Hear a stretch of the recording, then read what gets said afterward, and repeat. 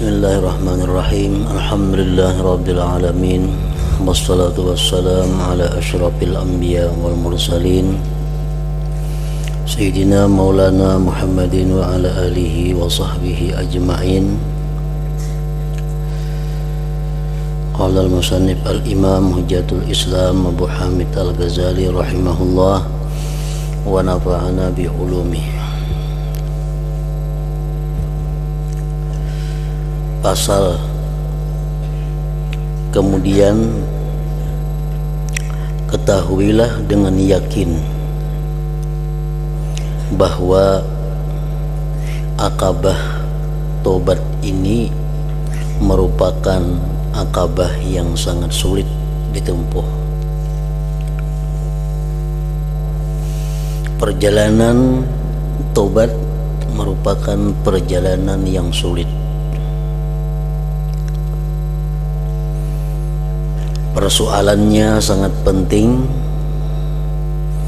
dan bahayanya teramat besar.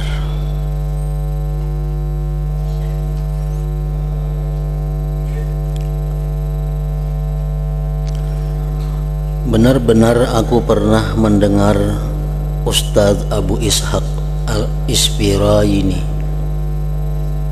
rahimahullah. Beliau termasuk orang yang mengakar, ilmunya mengakar lantaran diamalkan.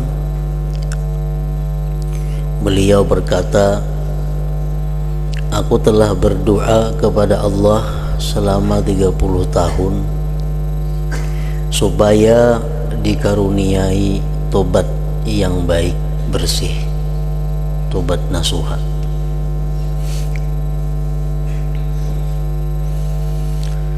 Abu Ishaq Al-Isfirayini ini berdoa kepada Allah agar diberi tobat nasuha.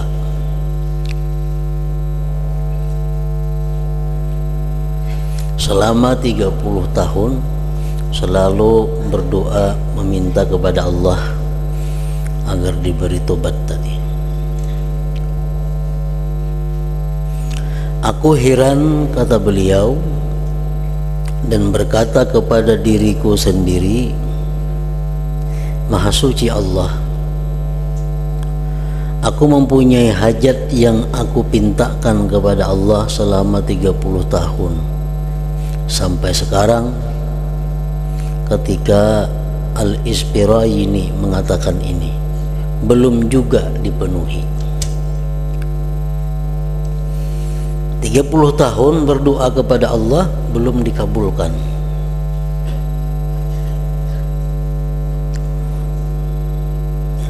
Kemudian kata beliau, aku bermimpi seolah-olah ada orang mengatakan kepadaku, kalau heran mengenai hal itu,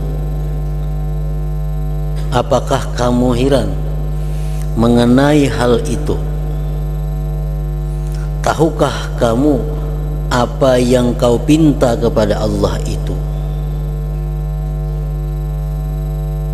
Sesungguhnya yang kau pinta adalah supaya Allah mencintaimu. Kalau kita minta kepada Allah tobat nasuha, sama artinya kita minta kepada Allah agar dicintai Allah. Dan permintaan agar dicintai Allah itu bukan permintaan yang mudah.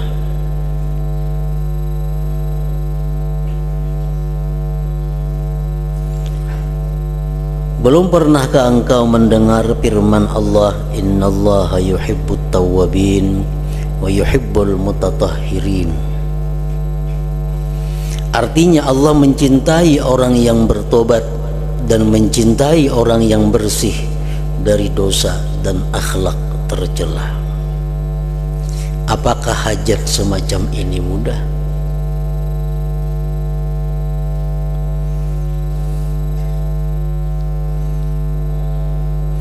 Artinya, kalau tobat kita itu diterima oleh Allah,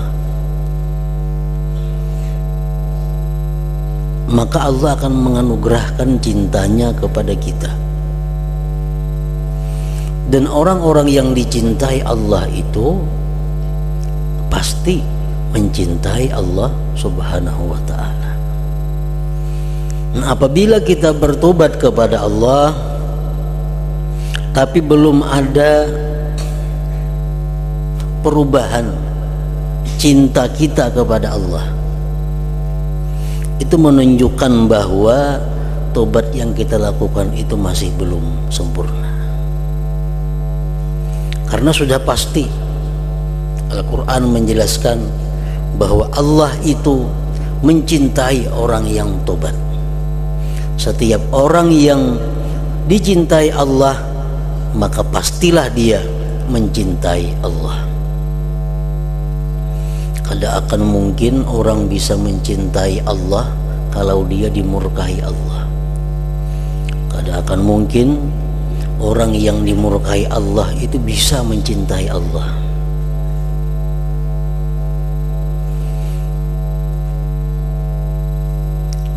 Nah, kita melakukan dosa lalu kita tobat. Apakah tobat kita diterima oleh Allah? Kita bisa mengetahui dari hati kita bagaimana, adakah bertambah cinta kita kepada Allah daripada sebelum tobat itu. Kalau cinta kita ini bertambah daripada sebelum tobat, maka itu menunjukkan bahwa tobat kita itu diterima oleh Allah Subhanahu wa ta'ala.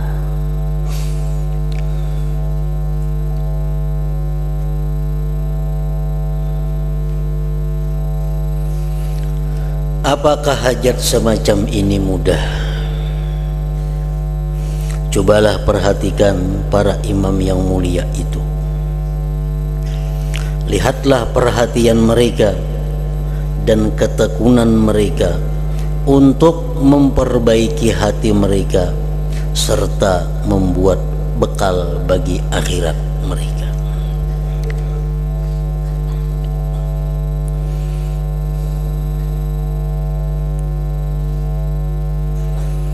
Adapun bahaya yang dikhawatirkan tentang mengulur-ulur waktu bertobat, maka ketahuilah bahwa permulaan dosa adalah kerasnya hati, sedangkan penghabisannya ialah jelik dan celaka. Syaitan selalu membujuk manusia untuk menunda tobat. Bisa menunggu Tuhan, bisa menunggu hari baik.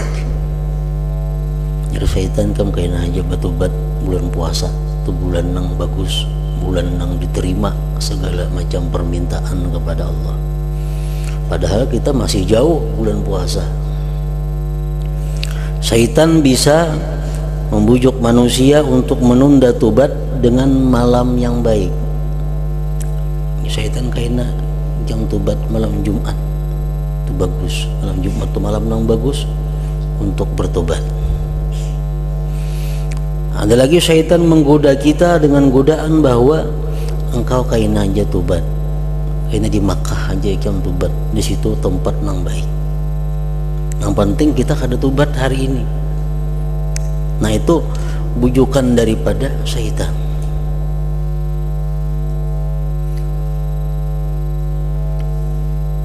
Di dalam istilah tasawuf disebut dengan taswib. Taswib itu artinya menunda-nunda tobat. Itu bahayanya sangat besar. Adapun bahaya yang dikhawatirkan tentang mengulur-ulur waktu bertobat, maka ketahuilah bahwa permulaan dosa adalah kerasnya hati. Tobat itu tajibu alal faur. Tobat itu wajib segera. Kalau kita memperlambat berarti kita sudah melakukan dosa lagi. Kita melakukan satu dosa, kemudian kita menunda tobat, dosa yang lain lagi. Kebanyakan orang-orang itu masuk neraka, kebanyakan orang-orang itu binasa akibat mereka menunda tobat ini.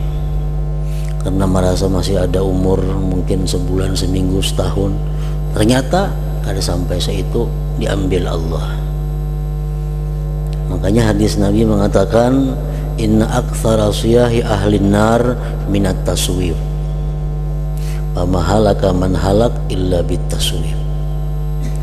Ujar Nabi bahwasanya kebanyakan teriakan penghuni neraka itu daripada menunda-nunda tobat. Dan tidaklah binasa orang yang binasa melainkan sebab menunda tobat tadi.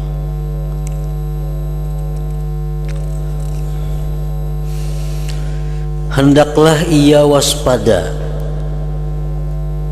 jangan sampai lupa persoalan iblis dan Bal'am bin Ba'ura.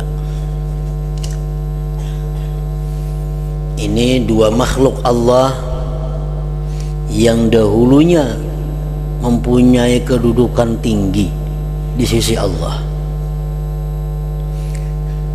Iblis, bermacam-macam prestasi iblis ini.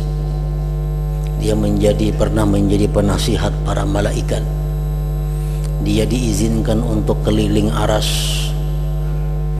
macam-macam. Tapi karena satu dosa, akibatnya iblis seperti yang kita ketahui. Dan demikian pula Bal'am bin Ba'ura, manusia yang diberi Allah Ismullahil A'zam, sehingga apa yang dia minta dikabulkan Allah. Manusia yang sangat mulia pada mulanya, tapi karena menyalahgunakan Ismullahil A'zam itu, akhirnya Bal'am menjadi orang yang binasa. Nah, iblis dan Bal'am ini pada mulanya persoalan mereka berdua adalah dosa.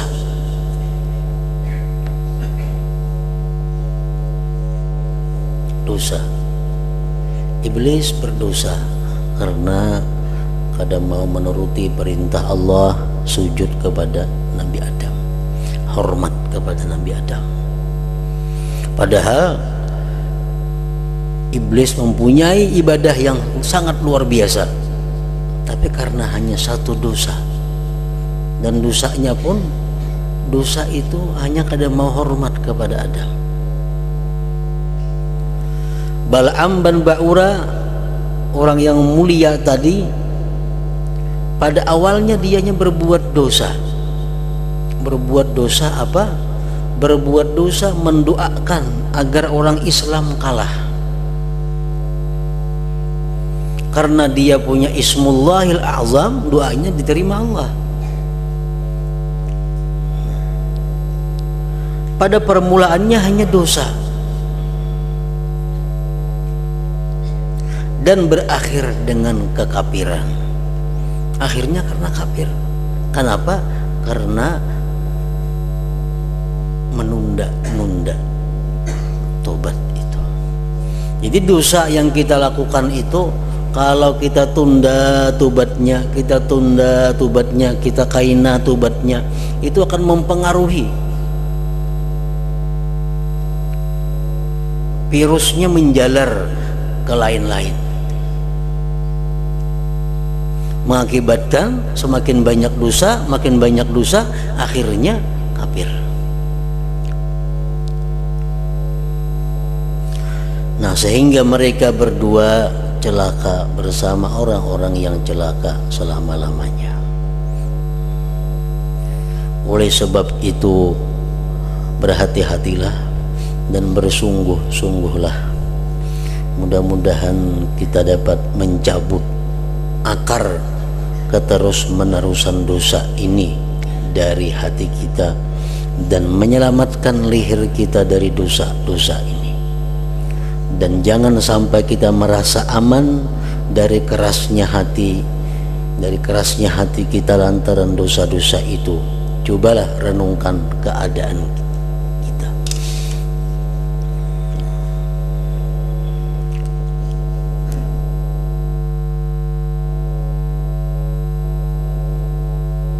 Sebagian orang saleh pernah berkata, gelapnya hati itu timbul dari dosa. Diceritakan di dalam beberapa kitab dahulu bahwa Hajar Aswad itu putih.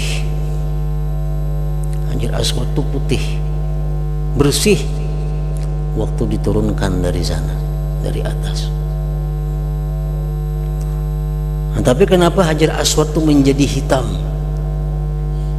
Karena kebanyakan disentuh oleh orang-orang yang berdosa. Batu jadi hirang, pada asalnya batu yang sangat berharga, batu yang sangat mengkilat putih seperti berlian, tapi karena seringkali dikecup, dijabai oleh orang-orang yang berdosa, akhirnya Hajar Aswad ngarannya, batu hitam. Nah, itu batu. Nah, demikian pula hati manusia itu dilahirkan dalam keadaan fitrah, dalam keadaan suci, dalam keadaan bersih. Tapi karena hati itu banyak menyimpan dosa-dosa, maka akhirnya hati itu berubah menjadi hitam, gelap. Sebagian orang saleh pernah berkata, gelapnya hati itu timbul dari dosa.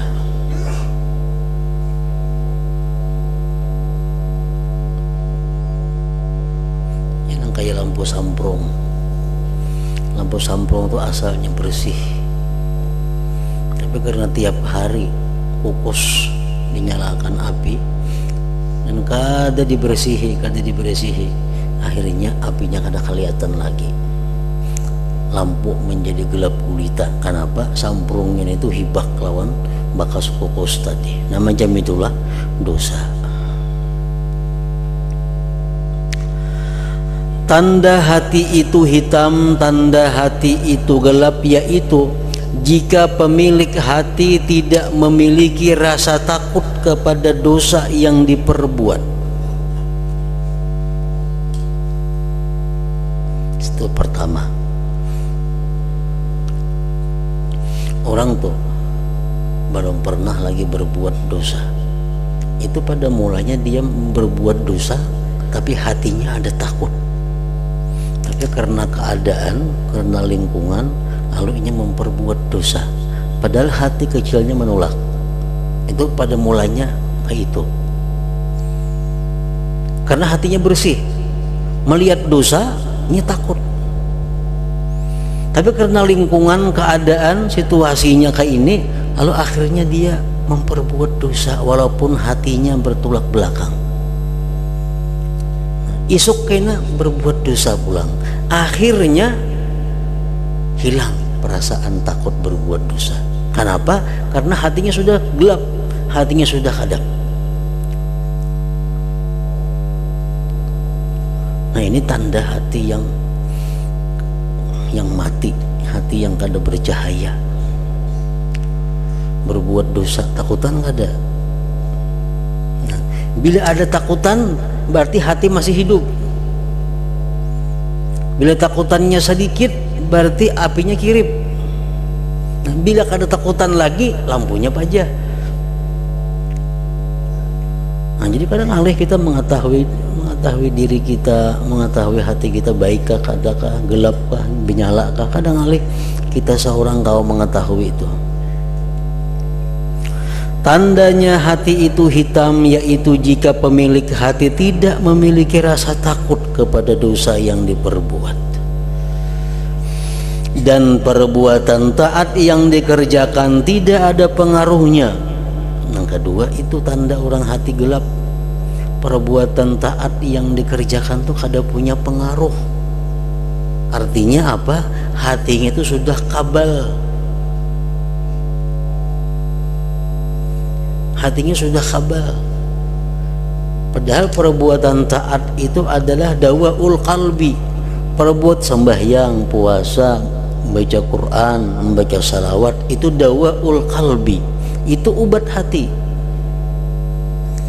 Nah, karena hatinya ini sudah rusak, hatinya ini kabal sudah, perbuatan taat yang dikerjakan kada ada pengaruhnya.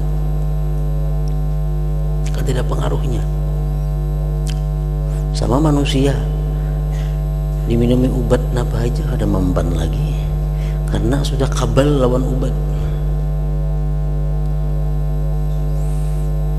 Mestinya perbuatan taat itu ada pengaruh. Kita membaca salawat hari ini umpamanya 100, itu pengaruhnya apa?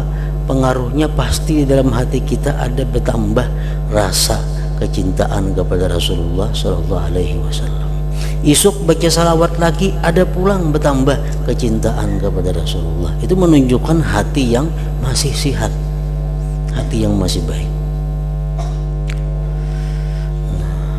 Perbuatan taat berpengaruh lawannya. Yang ketiga, tanda hati itu hitam atau gelap tadi, serta tidak mempan dinasihati. Nah, dinasihati kada mempan lagi. Dinasihati lawan orang tua kada mempan, dinasihati lawan perkataan ulama kada mempan, dinasihati lawan hadis-hadis Rasulullah kada mempan, dinasihati lawan Al-Quran kada mempan juga. Nah, itu tandanya sudah orang ini hatinya gelap gulita. Janganlah Anda meremehkan dosa sekecil apapun, lalu menganggap diri sebagai seorang yang bertobat, padahal sebenarnya Anda terus-menerus berbuat dosa.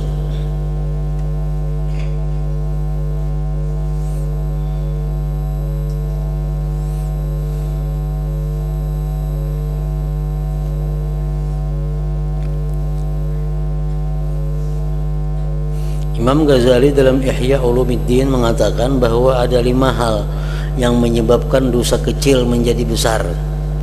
Salah satunya meremehkan. Meremehkan. Dosa itu sebenarnya dosa kecil, tapi karena diremehkan menjadi dosa besar.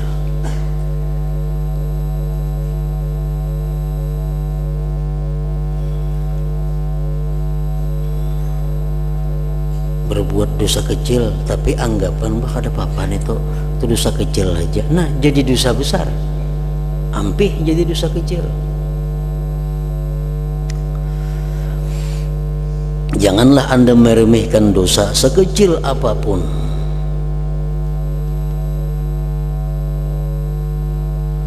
lalu menganggap diri sebagai seorang yang bertobat, padahal sebenarnya Anda terus-menerus berbuat dosa.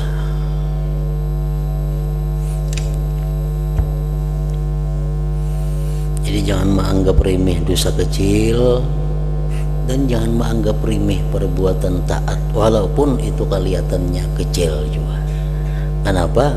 Karena sekecil apapun dosa itu di akhirat kayaknya kita akan berusaha menjauhkannya daripada diri kita, tapi kada kawa. Sekecil apapun taat, kita pasti ingin meraihnya di akhirat kayaknya. Kenapa? Karena di situ ditimbang.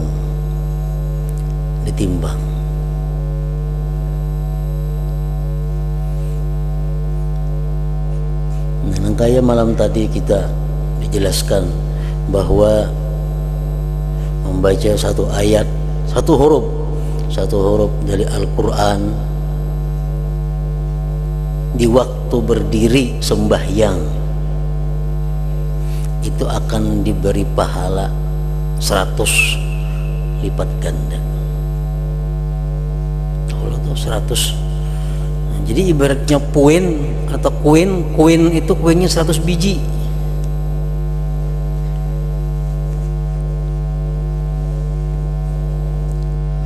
Nah, kalau kita memahami apa yang kita baca dari Al-Quran itu, maka satu hurufnya kada 100 lagi, jadi 700.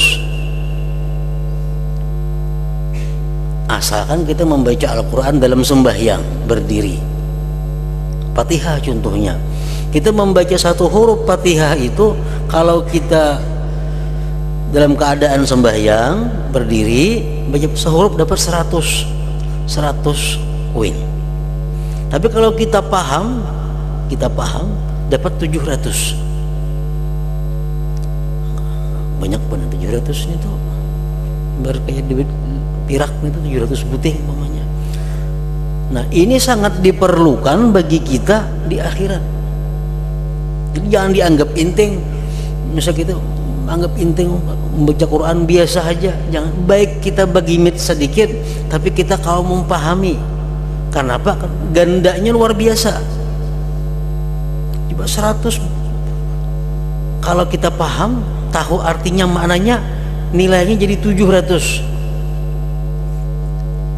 Nah, gunanya itu untuk di akhirat, karena kita memerlukan koin-koin taat ini sebanyak mungkin untuk meimbangi dosa-dosa yang kita lakukan dalam dunia. Kan ditimbang, amal dosa ini buat sini, amal dosa kita buat sini, amal dosa kita buat sebelah kiri, dosa kita ini buat sebelah kiri, akhirnya hibak lawan dosa. Amal baik kita mana? Nah, dikumpulkan juga, hendak ke sebelah kanan, hendak ke sebelah kanan amal baik kita, ditimbang kayaknya mana beratnya.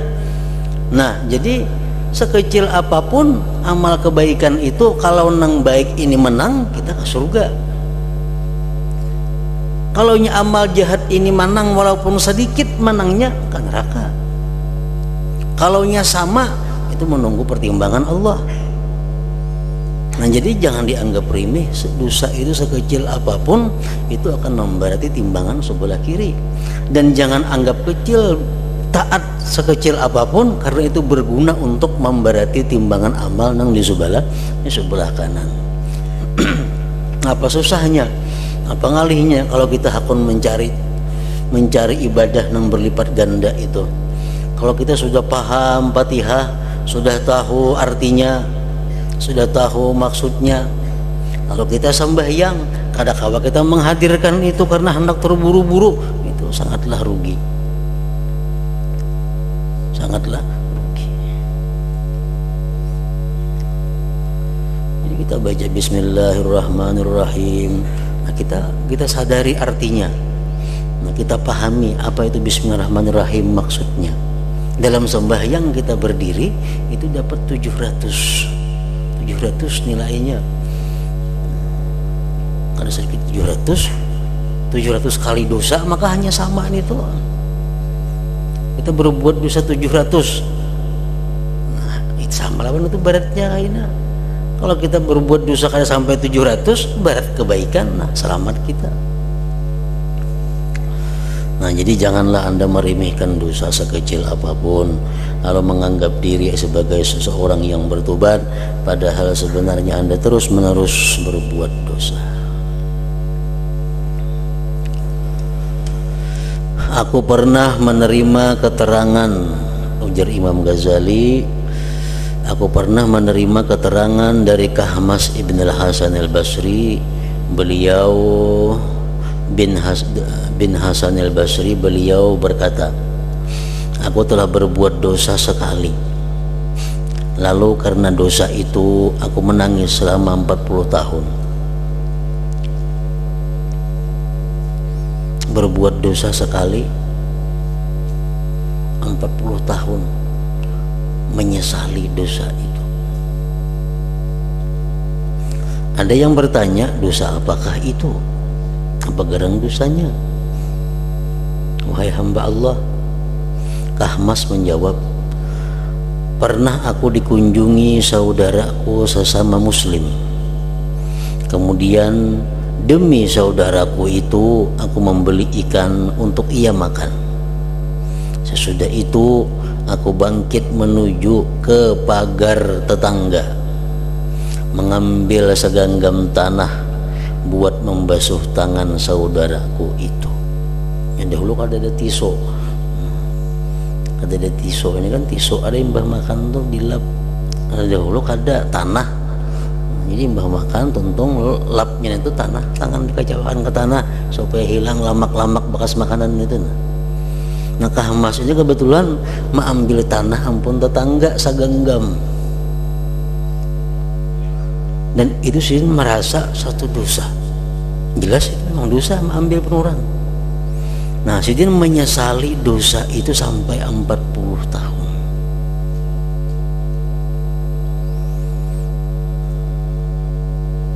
Nah karena itu telitilah diri Anda dan segeralah bertobat, sebab ajal, batas hidup atau umur itu tertutup dan dirahasiakan. Rahasia kalian tahunya umur itu jam berapa kita mau habis umur. Sedangkan dunia ini menipu. Nafsu dan syaitan senantiasa menjadi lawan. Merendah dirilah kepada Allah. Ingatlah keadaan moyang kita Adam alaihissalam yang diciptakan oleh Allah dengan tangan kekuasaannya, dan Allah meniupkan roh dalam jasad beliau. Lalu Allah membawa beliau ke surga, dipikul oleh para malaikat di atas leher-leher mereka. Beliau Nabi Adam tidak berdosa kecuali hanya sekali.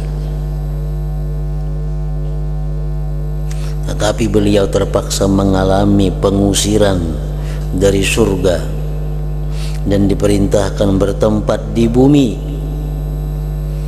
sampai diriwayatkan bahwa Allah berfirman kepada beliau, "Hai Adam, tetangga yang bagaimanakah aku ini bagimu?" Orang yang hidup di surga itu disebut jiranullah, jiran Allah. Orang yang bertempat di surga disebut tetangga Allah. Lalu ya Tuhan, wahai Adam, tetangga yang bagaimanakah aku ini bagimu? Adam menjawab, sebaik tetangga wahai Tuhan, sebaik-baik tetangga wahai Tuhan adalah Engkau. Allah berfirman, hai Adam, keluarlah engkau dari menjadi tetanggaku. Tidak boleh menjadi tetanggaku orang yang durhaka kepadaku. Hingga diriwayatkan Adam menangisi dosanya selama 200 tahun sebelum Allah menerima tobatnya dan mengampuni dosanya yang hanya sekali itu. 200 tahun Adam bertobat, hanya Allah memberitahu bahwa dosanya sudah diampuni. Pemberitahuannya hanya, walaupun tobatnya sudah diterima Allah, yang pemberitahuan bahwa dosa itu diampuni 200 tahun kemudian. Nah sesudah itu hanya Nabi Adam tenang. Nah kalau orang-orang dahulu diberitahu yang dalam Al-Quran, contoh sahabat-sahabat Nabi yang berbuat dosa kemudian mereka bertobat, ada turun wahyu kepada Nabi bahwa Allah sudah mengampuni sahabat engkau ini. Lalu nyaman. Nah zaman sekarang ada lagi yang memberitahu itu. Kita berbuat dosa, kita tobat, diterima kan ada tobat kita, siapa yang memberitahu? Maka selama kita belum tahu bahwa tobat itu diterima atau ditolak, kita masih dalam keadaan bahaya. Artinya bila kita mati kita bakal disiksa. Nah oleh karena demikian para ulama tadi mengulahkan tanda-tanda. Tanda-tandanya orang yang diterima tobat, tandanya ini tadi. Orang yang kada diterima tobatnya, tandanya ini. Nah itu hanya tanda-tanda. Artinya indikasi nama arah diterima tobat pasti kada tahu lagi, karena kan tidak kepastian. Lain zaman dahulu ada dikabarkan oleh Nabi tobat itu sudah diterima.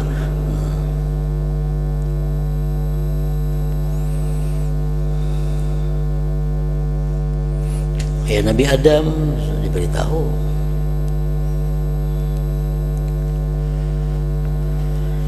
Ini adalah tindakan Allah terhadap Nabi pilihannya berkenaan dengan dosa sekali.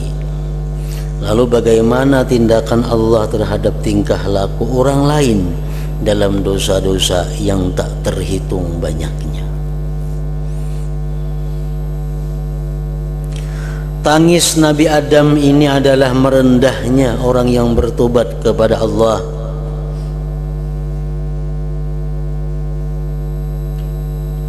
Lantas bagaimana tindakan Allah terhadap orang yang terus-menerus menyeleweng?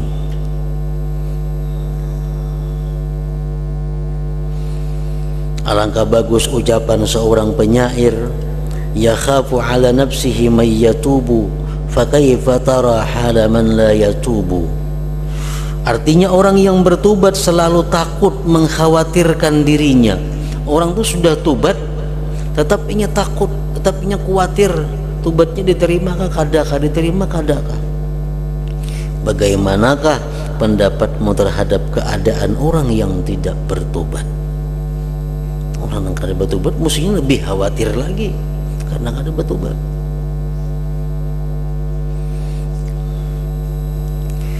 Jika Anda bertobat lalu merusak tobat Anda dan kembali kepada dosa lagi, maka segeralah kembali kepada tobat.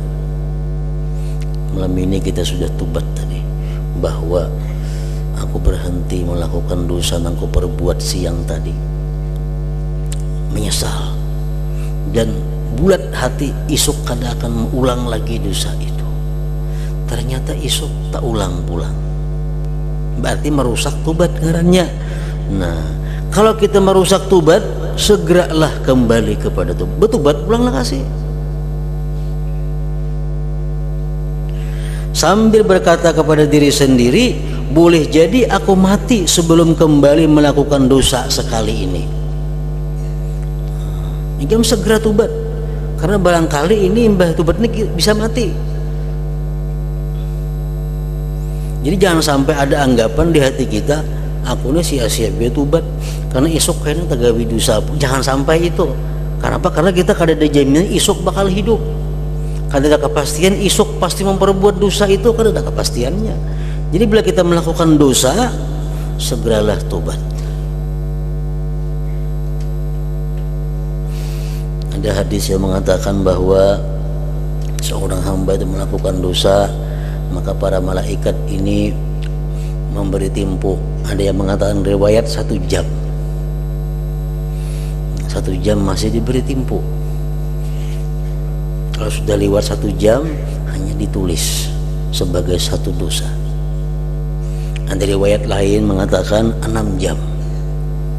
Nah, kita berbuat dosa jam 1, kayaknya jam 6 hanya dicatat sebagai dosa. Nah, jadi kalau kita kada ada tobat dalam saat-saat itu hanya dicatat. Nah, kalau nya tobat kan jadi dicatat.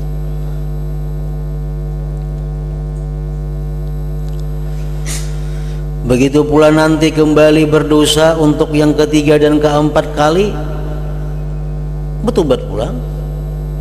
Sebagaimana Anda membuat dosa dan kembali berdosa sebagai pekerjaan tertentu, maka jadikanlah juga tobat dan kembali bertobat sebagai pekerjaan tertentu.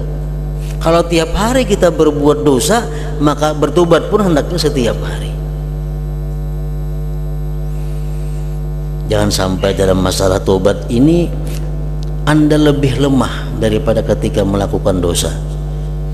Jangan Anda berputus asa dan jangan memberi kesempatan syaitan menghalangi Anda dari bertobat. Anda merusak tobat demi membiasakan bertobat, itu merupakan pertanda baik. Artinya kalau kita nih bertobat sudah malam ini, bujur-bujur tobat sudah malam ini, esok kita kada mampu menghindari dosa, berbuat pulang dosa. Karena malamnya tobat pulang, isuk kada mampu pulang, tabuat pulang dosa, tobat pulang kaina, kayak itu aja gawian. Ini pertanda baik. Tidakkah Anda pernah mendengar sabda Nabi sallallahu alaihi wasallam, khiyarukum kullu mutafattinin tawwab.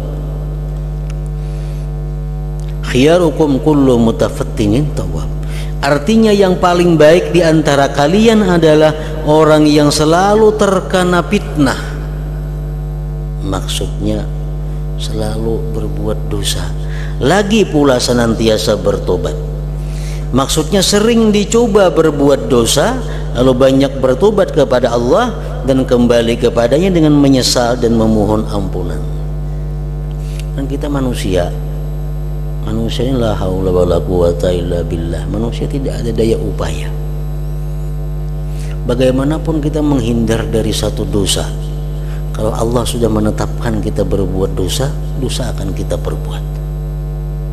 Itu kita yakini, kita imani demikian. Nah, malam ini kita sudah bulat bahwa esok kada akan berbuat dosa.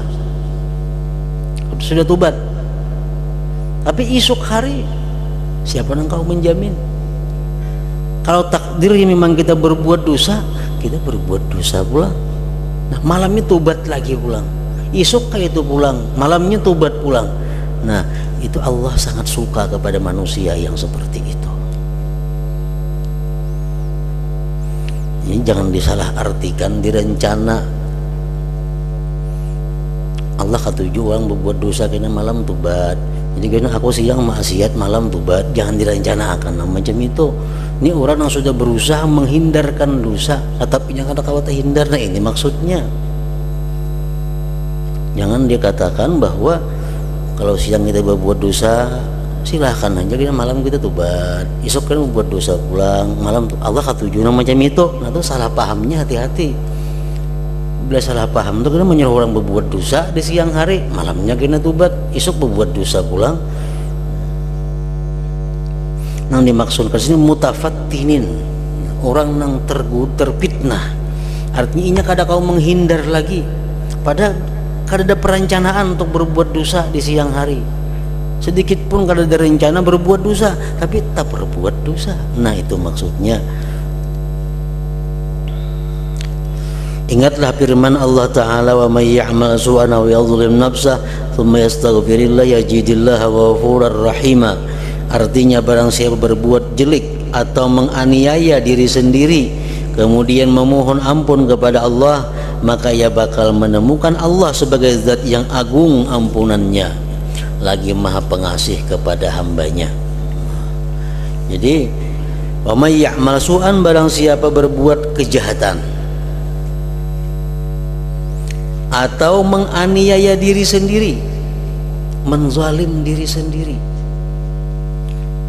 Orang yang berbuat dosa itu orang yang menzalim dirinya sendiri, orang yang bakal menganiaya dirinya sendiri.